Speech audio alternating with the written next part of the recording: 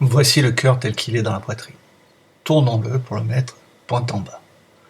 Puis, dans un deuxième temps, nous allons le sectionner pour voir l'intérieur du cœur.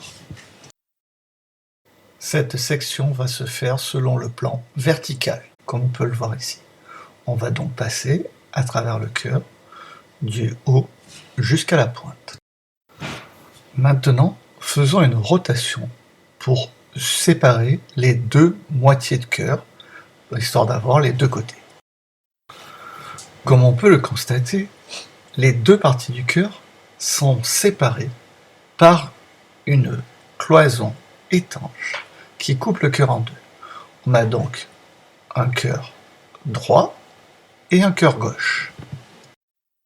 Le nom cœur droit et cœur gauche vient simplement du côté dans lequel ça se trouve. Le cœur droit à droite, le cœur gauche à gauche. Quand on regarde attentivement notre cœur, on voit aussi qu'il y a des structures qui séparent le haut du cœur du bas de cœur, que ce soit pour le cœur droit ou pour le cœur gauche. Ces structures sont des valves ou valvules qui vont séparer les oreillettes des ventricules.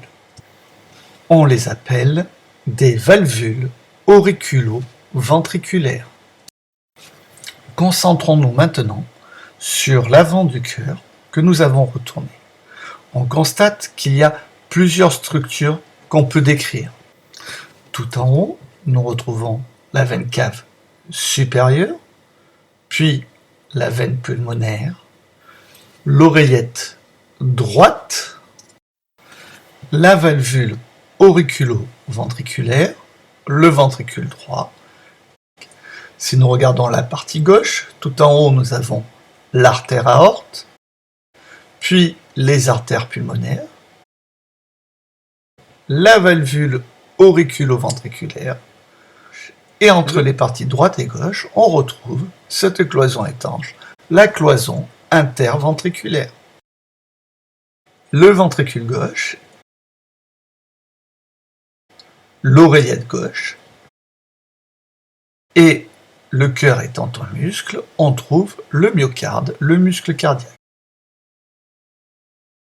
Sur cette vue, nous ne voyons pas de valvules au niveau des artères pulmonaires et artères aortes.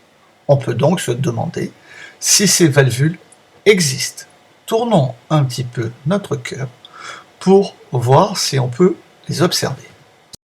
Dans le cœur droit, c'est compliqué, il y a énormément de filaments sous la valvule auriculo-ventriculaire et nous n'arrivons pas à voir. Par contre, dans le cœur gauche, on voit très bien, sous la valvule auriculo-ventriculaire, une autre valvule qui est la valvule aortique. Si on pouvait pénétrer dans le cœur droit, nous pourrions voir la valvule des artères pulmonaires située derrière la valvule auriculo-ventriculaire du cœur droit. Revenons à une vue plus générale du cœur en coupe et observons de plus près le muscle cardiaque. Que voit-on?